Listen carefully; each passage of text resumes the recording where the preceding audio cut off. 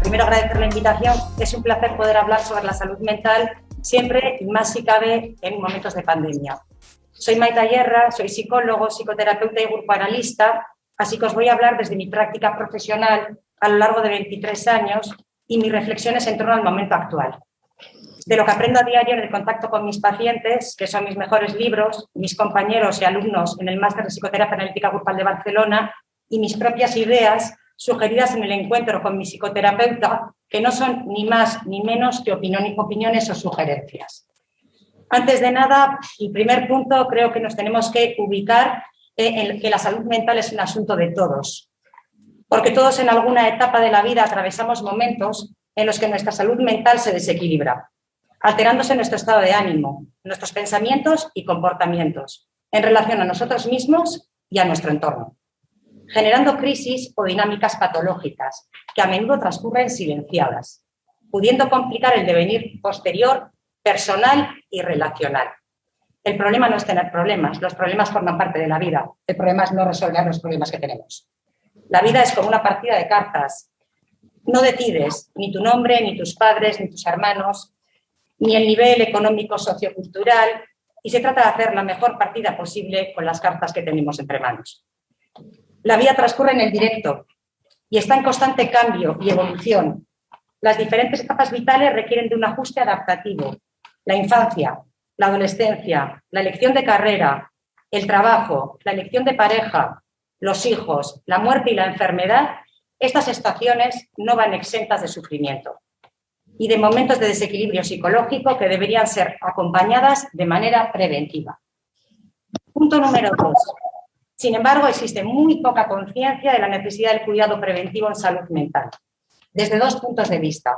Los ciudadanos, en los que existen serios prejuicios a la hora de acudir a psicoterapia y de poder verbalizarlo y, por lo tanto, normalizarlo. En relación a nuestro sistema de salud, la salud mental es la hija pobre, con una dotación escasa de recursos humanos y asistenciales, ante necesidades inabarcables en los que no se contempla la psicoterapia como recurso terapéutico, que se ofrezca desde el sistema público, teniendo los pacientes que gestionar su psicoterapia privadamente, a un elevado coste, no accediendo a ella y quedando de nuevo invisibilizado el sufrimiento. Tercer punto, antes de la pandemia, la situación antes de la pandemia. Muy pocos pacientes consultaban a nivel preventivo. Los pacientes consultan después de años de sufrimiento en silencio o tratando de aliviar los síntomas con psicofármacos y sin contar casi a nadie sus padecimientos. La capacidad de negación del sufrimiento, el autismo de quien lo padece y la ceguera social ante el mismo deja a la persona sin contraste, cuando más lo necesita. La persona sufre sin entender qué le pasa. El tratamiento psicoterapéutico permite entender y clarificar la historia psicobiográfica, construir una narrativa propia de lo sucedido, aprendiendo a gestionar las emociones y tomar decisiones que posibiliten un crecimiento, haciendo al paciente corresponsable de su tratamiento.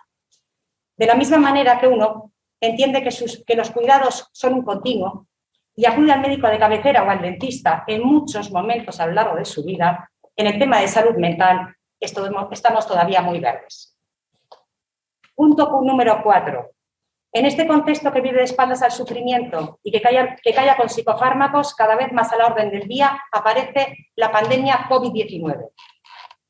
Nos enfrentamos a situaciones de confinamiento, de restricciones sociales, de miedos a enfermar, de confusión, de paranoia, de alejamiento de las familias, problemas laborales y económicos, niños en casa, enfermedad y muerte.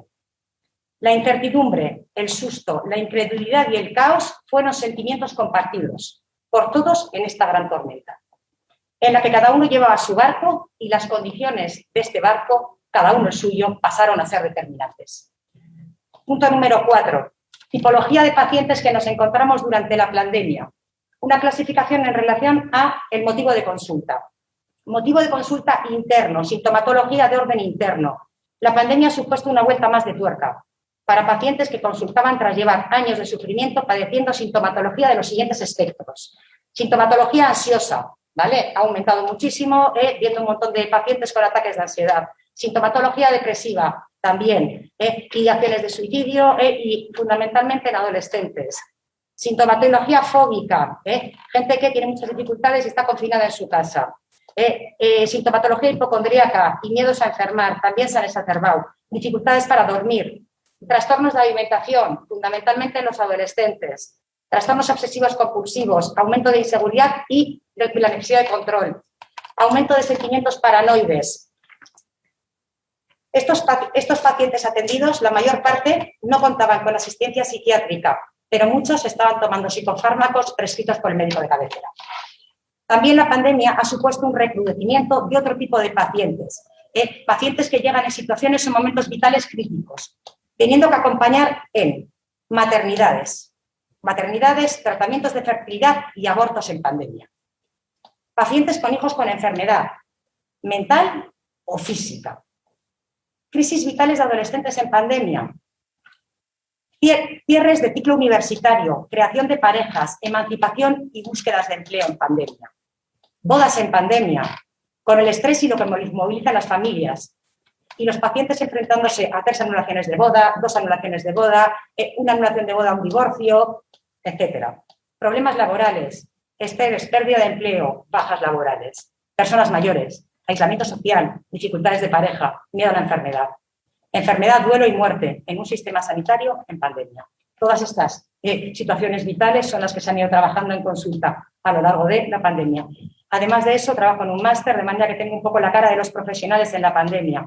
Mi labor docente en el máster de psicoterapia analítico-grupal de Barcelona con profesionales que trabajan en salud mental, pediatría, educación, trabajo social y enfermería me ha permitido ser consciente del enorme sufrimiento de los profesionales en contactos con seres humanos en tiempos de pandemia.